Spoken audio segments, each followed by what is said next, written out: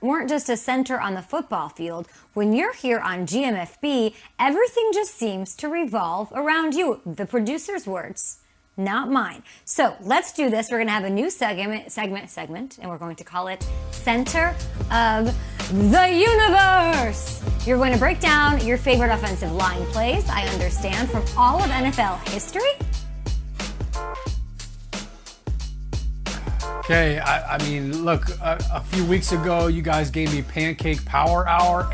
Now I get my own graphic. I feel very honored right now for you giving me this platform. Thank you so much. Listen, when you're the center, yes, every play starts with you. You better not mess it up. So blocking is the biggest part of being an offensive lineman. And I just wanted to start the day off with some great, phenomenal blocks. All right, so let's start off with one of the best centers to ever play the game, Kate. Dermontti Dawson, the center for the Steelers right here. All right, I'm showing you some pancakes. Some pancakes for breakfast right now. That's what we got. Dermontti Dawson is serving up a short stack right here. I mean, I don't know if anybody's ever gone bowling, but I've never seen white pins drop like it's hot. More like this safety did right here when Dermontti Dawson just ran right over him and rolled his way into the end zone. Now, for some context, this is the AFC Championship game in 1997. They do a little fake screen to the left, and look at Dermontti Dawson in space. Look at it. I mean, just 2 hands to the face. Oh, and then he adds a little extra syrup on top. Dermontti Dawson. Tyrone Braxton, sorry. I remember watching film of him when I was playing, and his ability to pull in space was phenomenal. All right, let's go on to another Hall of Famer right here. Randall McDaniel, one of my favorite offensive linemen, had a great stance, but he's playing fullback right here. Now, I'm a Bears fan. I don't think I ever saw this play, or maybe I deleted it from my memory, because have you ever seen Mike Singletary get manhandled like this? Now, Randall McDaniel has played against him, twice every year. I don't think I ever saw this before. Mike Singletary on a short yardage play, for some reason goes airborne, trying to jump over somebody's legs, and Randall catches him in midair. I mean, look, I'd be petrified if big old 6'4" was coming at me too, but like 2 battering rams colliding. You'll see Singletary, he's off the ground. He's levitating right here as they make contact. Look at that. Both legs are in the air. I'm sure he would be cringing at watching this back on a Monday morning. All right, let's go to another Hall of Famer, Walter Jones. Franchise left tackle for the Seattle Seahawks for a long time. Look at what he does to Mike Rucker right here. All right, you want to talk about taking somebody for a ride on the Reading Railroad right here.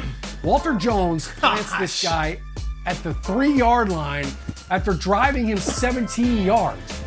All right, there was video of Walter Jones in training camp when he got franchise tagged and he was refusing to come to camp, and he was pushing his Cadillac Escalade down the street, pushing the bumper. That's exactly what he did right here to Mike Rucker. That is a clinic right there in drive blocking, and I love that I get to bring it to you first thing in the morning here on a beautiful Thursday. All right, enough about the blocking. Let's talk about athletes. I want to show you Larry Allen right here. All right, this is an interception right now, and Larry Allen is going to save the touchdown on this. Look at the big boy. Keep it up with Troy Aikman running down this linebacker to save the touchdown. Look at big old Larry. I mean, he could barely breathe with the mouthpiece in there, but here's Larry on this play, all right? The pass gets batted at the ball. Larry's adjusting his chin strap. He's rebuckling his chin strap. He's flat-footed right now, and the linebacker, I mean, he's 10 yards away when he catches this ball, and look at big Larry Allen roll. I mean, 6'3", 335 pounds, and he's rolling. What you got on my 40, dog? One of the best Hall of Fame speeches you'll ever hear and listen to. That's a big old man. All right, we've got another Hall of Famer right here. My man, Will Shields, one of the coolest brothers in the business. This right guard right here is going to pull around to the left on this goal line play. And who's he meeting up with? Oh, Mr. Squirrel Dance himself. Ray Lewis right here. Same foot, same shoulder. Not only does he stand Ray Lewis up, but oh boy, he flips that flapjack over and he throws some butter on the other side too. That's right.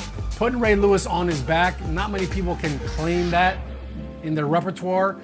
Not everybody made Ray Lewis bleed his own blood either. All right, listen, I've got a bunch of Hall of Famers. This isn't all just about the old school guys, so I had to bring in a current player. Give me Big Q, Big Quentin Nelson, the Red Bank, New Jersey native himself. And I just want you to watch him go to church. Yep, that's right. Barry Church receives this block from Big Quentin Nelson. He looks like a rhinoceros the way that he bowls Barry Church over right here. I mean, when you look at offensive linemen and you say, do you have a highlight reel? This right here would be like the mic drop moment for a highlight reel right here. That block right there, the finishing move, and then to land on top of him. Big Q, he's done that a couple times. That was one of the prettiest things I've ever seen at 7 o'clock in the morning, and I loved every second of that. Thank you so much for letting me do that. I hope you guys enjoyed these offensive line demonstrations of how you do it first thing in the morning. I love it. And Shaun, what's so cool about it is that you'll see the highlights on a Monday morning, and you guys in the film room are watching that going bananas, going nuts, being like, oh my God, Will Shields did that to Ray Lewis?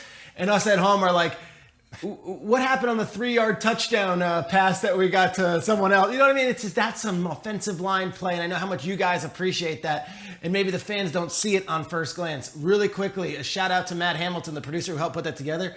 Yeah. Some of the names on that footage: Priest Holmes, Terry Allen, Rich Gannon at quarterback for the Vikings, Trent Green. I love seeing the vintage football this early in the morning. Shaun, thanks for bringing that to light. That was awesome stuff. And I know you loved it more than anybody.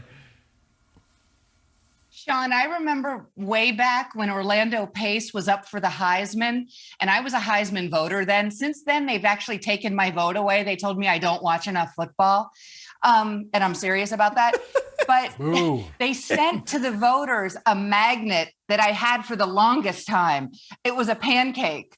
And it was in, with Ohio State, of course, hoping that he would win the Heisman. So good times there with the blocking, Shaun. I wanted to ask about you.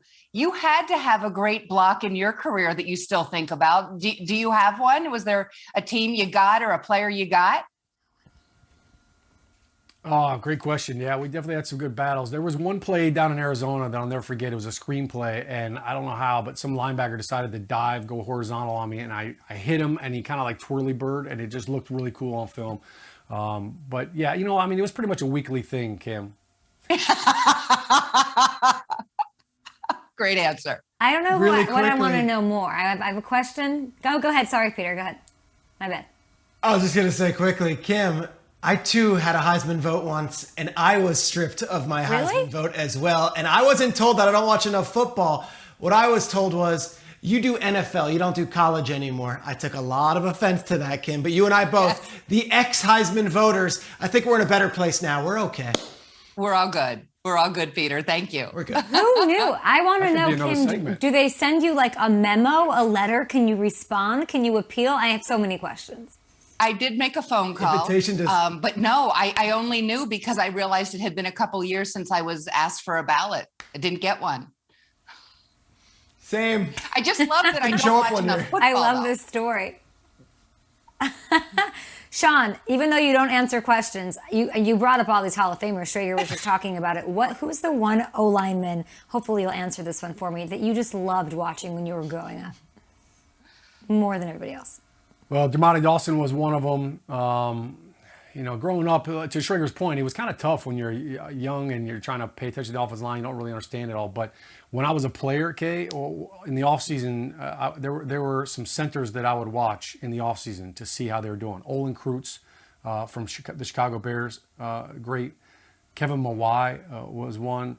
And then, of course, I'd love to turn on film of guys like Tom Nalen for the Denver Broncos and Jeff Hardings for the Steelers, guys that I kind of tried to mimic my play after, and guys that had really good hands. They were technicians, and then of course I'd watch film of my boy, but it also kind of felt like watching film of myself. I'd throw on some Jeff Saturday film, and I'd just see, hey, how's my boy Sats doing it? How's my